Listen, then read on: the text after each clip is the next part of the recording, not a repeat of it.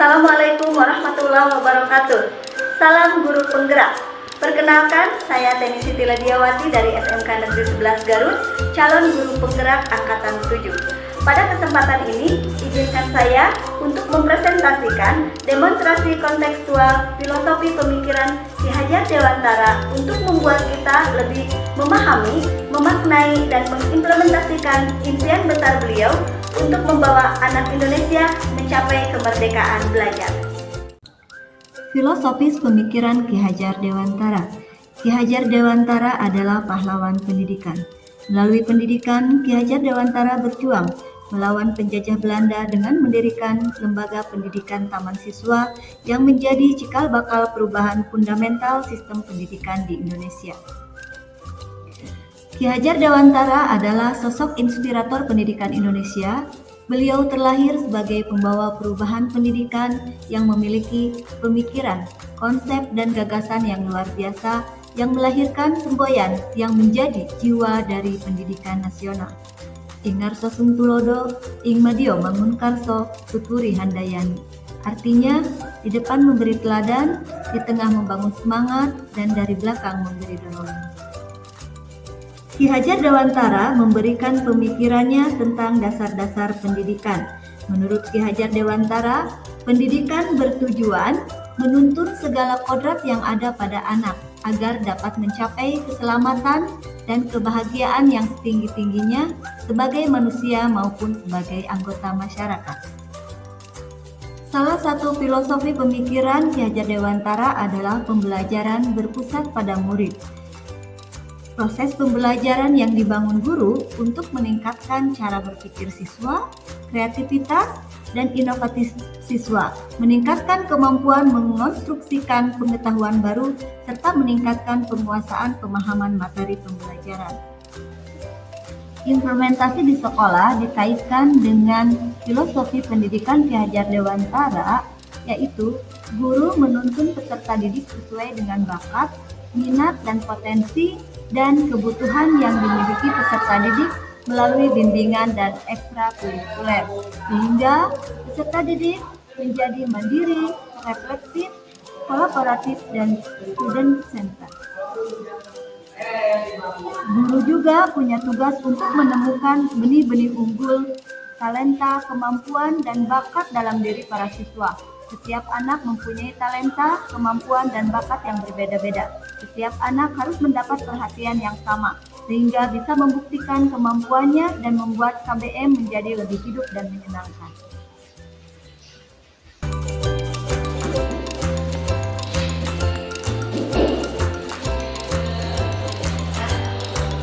Alhamdulillah, kita kembali lagi ke mata pelajaran produktif atau cara keuangan ya. Sekarang kita membahas tentang laporan keuangan dan audit. Udah paham ya? Loh, ya silakan ada yang mau bertanya? Ayo.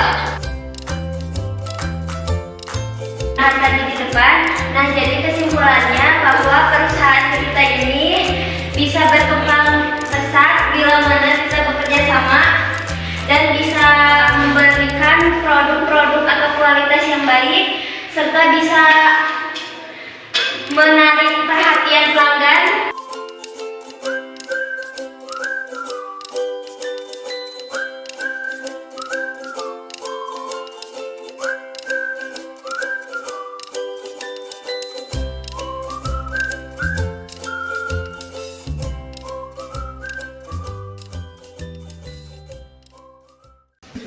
Kegiatan pembelajaran yang dilakukan di sekolah, pembelajaran yang bervariatif dengan menggunakan teknologi dan alam sekitar berdasarkan karakteristik peserta didik dengan mengaitkan dengan kehidupan nyata.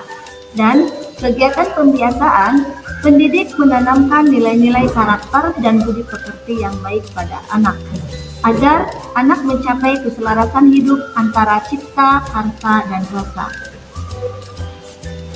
Ki Hajar Dewantara juga mengemukakan pendidikan adalah tempat persemaian benih-benih kebudayaan dalam masyarakat. Pendidikan dan kebudayaan adalah satu kesatuan yang utuh. Pendidikan menjadi landasan pembentukan peradaban bangsa.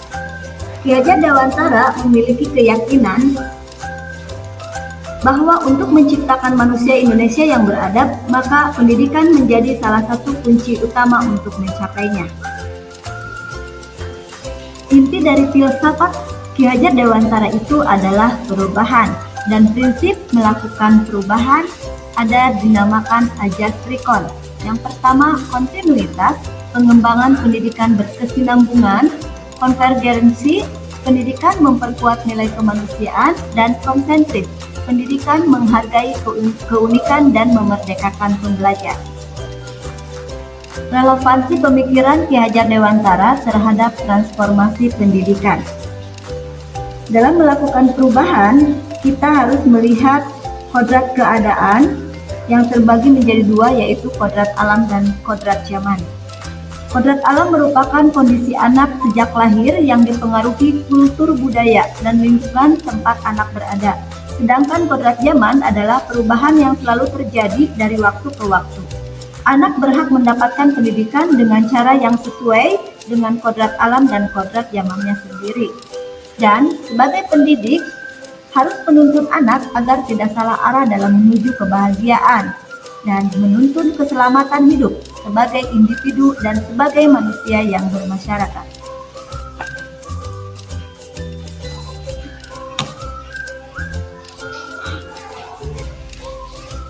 Refleksi pemikiran Ki Hajar Dewantara. Peran pendidik diibaratkan seorang petani atau tukang kebun yang tugasnya adalah merawat sesuai kebutuhan dari tanam-tanamannya itu agar tumbuh dan berbuah dengan baik. Petani menanam benih padi menjadi padi, mengolah tanah, mengairi lahan, memberi pupuk serta membasmi hama. Petani memelihara padi dengan ilmu memelihara padi, menuntun tumbuhnya padi sesuai kodratnya padi, tidak memaksa menjadi jagung atau tumbuhan lainnya. Artinya bahwa kita seorang pendidik harus bisa melayani segala bentuk kebutuhan metode belajar siswa yang berbeda-beda, berorientasi pada anak. Kita harus memberikan kebebasan kepada anak untuk mengembangkan ide, berpikir kreatif, mengembangkan bakat atau minat, atau kita sebut untuk istilah sekarang merdeka belajar. Tapi kebebasan itu bukan berarti kebebasan mutlak. Perlu tuntunan dan arahan dari guru supaya anak tidak kehilangan arah dan membahayakan dirinya. Jadi, masing-masing itu sesuai dengan kodratnya dan itulah keragaman yang dihadapi para pendidik dalam konteks kehidupan sehari-hari. Menurut Ki Hajar Dewantara, bahwa tujuan pendidikan kita adalah murid. Semua yang kita lakukan di bidang pendidikan dan para pendidik harus berorientasi pada murid. Pendidikan harus menghargai keunikan, pendidikan harus memerdekakan. Tantangan implementasi pemikiran Ki Hajar Dewantara dalam pembelajaran. Yang pertama, kurangnya motivasi belajar anak, sehingga sulit untuk melaksanakan pembelajaran yang sesuai dengan kodrat alam dan kodrat zaman. Selanjutnya, pendidikan terpaku dengan kurikulum, sehingga tidak dapat mengembangkan bakat dan minat anak sesuai keunikan yang dimilikinya. Untuk solusinya, dari implementasi pemikiran Ki Hajar Dewantara dalam pembelajaran, yaitu menyusun dan mengembangkan strategi pembelajaran yang solutif dan aplikatif demi terwujudnya pembelajaran yang menyenangkan. Pendidik juga harus kreatif dan inovatif dalam mengembangkan rencana pelaksanaan pembelajaran sesuai kurikulum sehingga bakat dan minat anak terakomodasi. Itulah filosofi pemikiran Ki Hajar Dewantara, pendidikan yang berpihak pada murid. Terima kasih. Wassalamualaikum warahmatullahi wabarakatuh. Salam transformasi pendidikan.